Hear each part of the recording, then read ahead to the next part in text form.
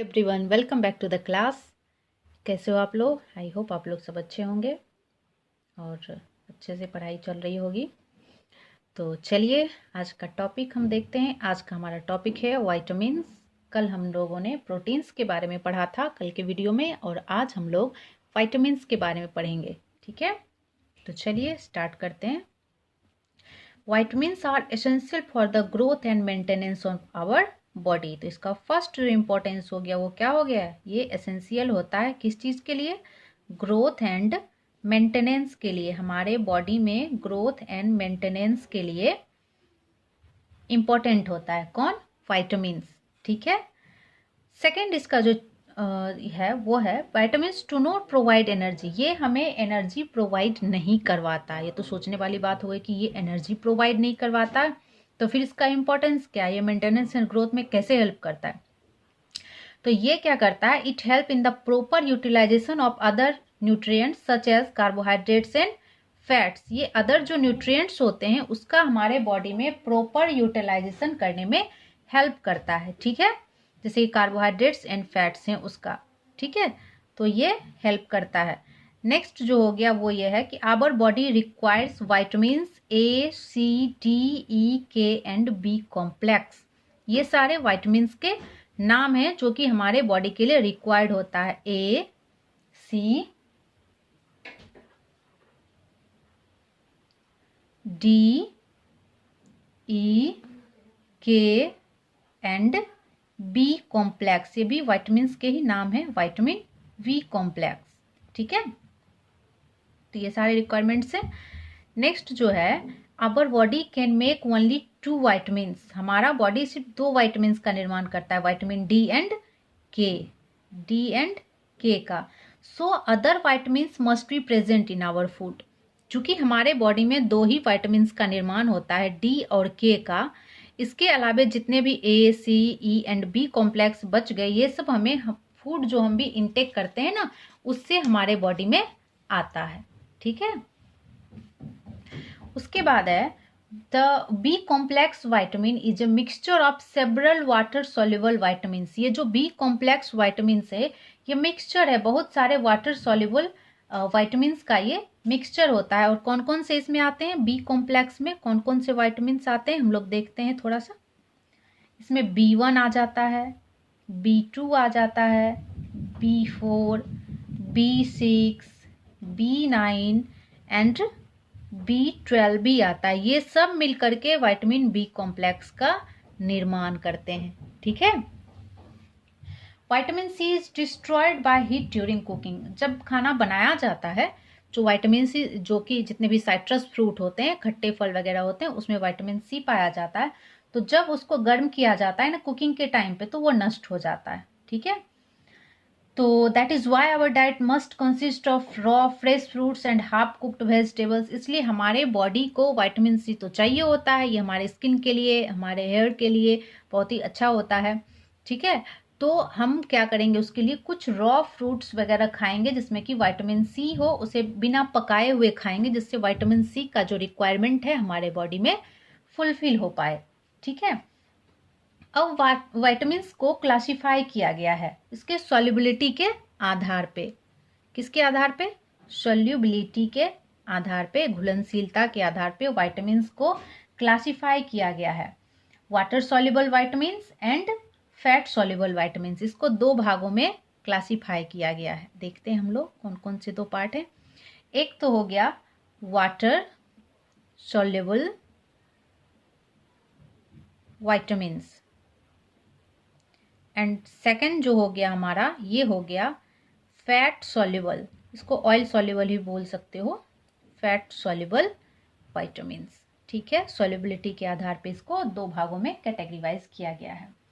Water soluble vitamins में कौन कौन से आ गए? इसमें बी एंड सी, इसमें विटामिन बी एंड सी आते हैं। ये ही दोनों वाटर सॉल्युबल विटामिन्स हैं। ठीक है, उसके अलावा जितने फैट सॉल्युबल में आ गए ए, डी, ई एंड के। फैट सॉल्युबल में कौन कौन से आ गए? Vitamins A, D, E and के। ये बहुत ही इम्पॉर्टेंट क्वेश्चन आ सकता है, आप लोग कोई भी कंपटीशन वगैरह या फिर एग्जाम में भी ये चीज़ें पूछी जाती हैं कि वाटर सॉल्युबल वाइटामिन कौन कौन से हैं, फैट सॉल्युबल वाइटामिन कौन कौन से हैं, या फिर नाम दे देगा किसी एक वाइटामिन का, पूछेगा कि बताओ भाई ये कौन, ये वाटर सॉल्युबल है या फिर फैट सॉल्युबल है। तो ये बहुत ही इंपॉर्टेंट है, इसे आप लोग को याद रखना चाहिए। ठीक है,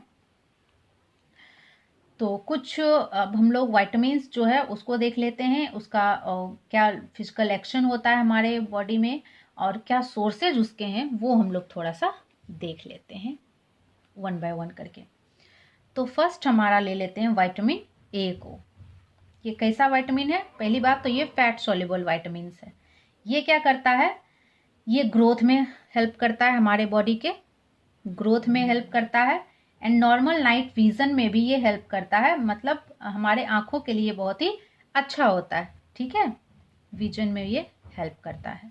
इसके सोर्सेज क्या क्या है? तो ग्रीन लीफी वेजिटेबल्स हो गए, मतलब किन किन चीज़ों को खाने से ये हमें मिल पाएगा। तो ग्रीन लीफी वेजिटेबल्स हो गया, उसके बाद टोमेटोज हो गए, मतलब राइप टोमेटोज जो होते हैं, कच्चे वाले नहीं।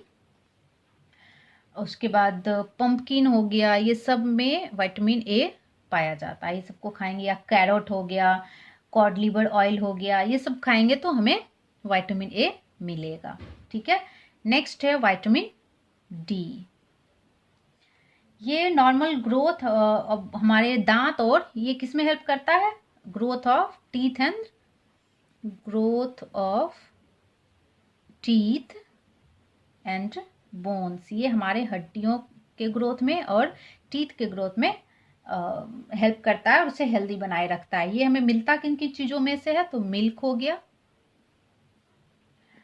एग्स हो गया, और इसका मोस्ट इम्पॉर्टेंट जो सोर्स है ना वो है सनलाइट।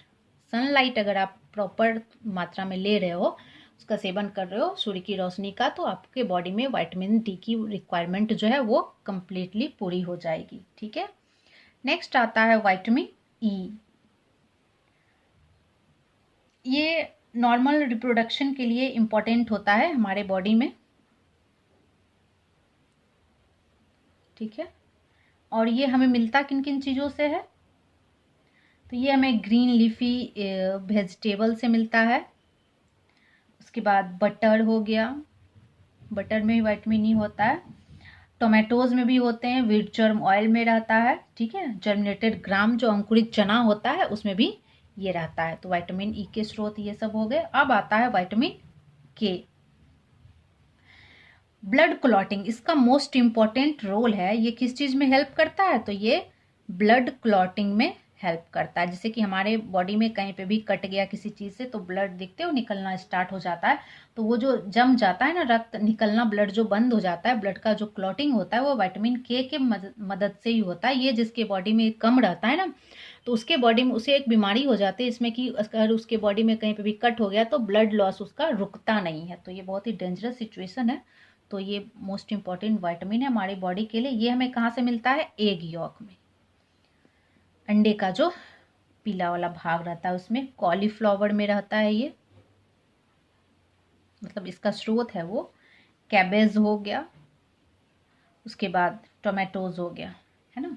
तो विटामिन के ये सारे जो है ना, ये फैट सॉल्युबल, ये जितने अभी हमने पढ़े ना ये चारों, ये सब फैट सॉल्युबल विटामिन हैं। अब हम लोग कुछ वाटर सॉल्युबल विटामिन के बारे में भी देख लेते हैं। तो फर्स्ट आ जाता है विटामिन B1। ये भी ग्रोथ के लिए नेसेसरी है, और ड्यूरिंग प्रेगनेंसी लैक्टेशन के लिए, वुमेन के लैक्टेशन के लिए ये बहुत इंपॉर्टेंट होता है। तो उस टाइम पे इसके सप्लीमेंट्री टैबलेट्स के रूप में इसको दिया जाता है जो लेडी होती है प्रेगनेंसी के बाद। ठीक है, इसका सोर्सेज क्या है? तो इसको मिल्क में ये पाया जाता है, सी फूड जितने भी हो गए उसमें ये पाया जाता है, सोयाबीन में पाया जाता है, ग्रीन वेजिटेबल्स, एग्स वगैरह लेने से इसकी रिक्वायरमेंट पूरी हो जाती है। उसके बाद आता है विटामिन B2। ये ग्रोथ इंप्रूव करता है, जनरल हेल्थ के लिए आवश्यक है, एंड रिप्रोडक्शन, लैक्टेशन, रेस्पिरेशन, बहुत सारी इसके फंक्शन है। तो पहला तो ग्रोथ हो गया जनरल हेल्थ के लिए, रिप्रोडक्शन के लिए भी ये आवश्यक होता है। उसके बाद रेस्पिरेशन, लैक्टेशन सबके लिए इम्पोर्टेंट होता है। ठीक है, ये मिलता है किन किन चीज़ों से हमें? B2, मिल्क हो गया, मोस्टली मिल्क में सारे वाइटामिन्स, मोस्टली वाइटामिन्स तो अवेलेबल ही रहते हैं। मिल्क के बाद आ गया पीज हो गया, बीन्स हो गया, एग हो गया, बनाना हो गया, इन सब चीज़ों में ये विटामिन मिल जाएगा। उसके बाद आता है विटामिन B9। B9 को एक और नाम से जाना जाता है फॉलिक एसिड। B9 जो विटामिन B9 है, इसको फॉलिक एसिड के नाम से भी जाना जाता है और ये हेल्प करता है formation and maturation of red blood cells. इसका सबसे इम्पोर्टेंट वर्क जो है आरबीसीज के निर्माण में ये हेल्प करता है, रेड ब्लड सेल्स के निर्माण में। ये मिलता है हमें स्प्राउटेड बीन में, स्प्राउटेड बीन्स। उसके बाद ग्रीन लीफी वेजिटेबल में ये आपको मिलेगा।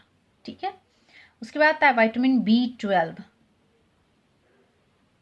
Necessary for the formation of healthy blood. Formation of मतलब हेल्दी ब्लड के निर्माण में ये हेल्प करता है। ठीक है, हेल्दी ब्लड, ओ सॉरी नहीं दिख रहा आप लोग को, हाँ ठीक है। और ये हम इसका सोर्स क्या क्या है? लीवर हो गया, मीट हो गया, एग्स हो गया, उसके बाद मिल्क तो है ही, इसमें तो रहता ही है। ठीक है, next and last vitamin C है। ये हेल्दी टीथ एंड गम्स के लिए चाहिए, इम्प्रूव्स एपेटाइट, प्रिवेंट स्कर्वी। ये सबसे मोस्ट इम्पॉर्टेंट इसका काम है ना, ये प्रिवेंट करता है स्कर्वी को। ये त्वचा संबंधित बीमारी होती है स्कर्वी। हाँ ठीक है, ये मिलता है हमें साइट्रस फ्रूट, जितने भी खट्टे फल होते हैं ना उनमें ये पाया जाता है, जैसे आंवला हो गया, लेमन हो गया, ऑरेंज हो गया, तो इन सब में ये पाया जाता है। तो आज के लिए इतना ही, मिलते हैं हम लोग नेक्स्ट क्लास में अगले टॉपिक के साथ।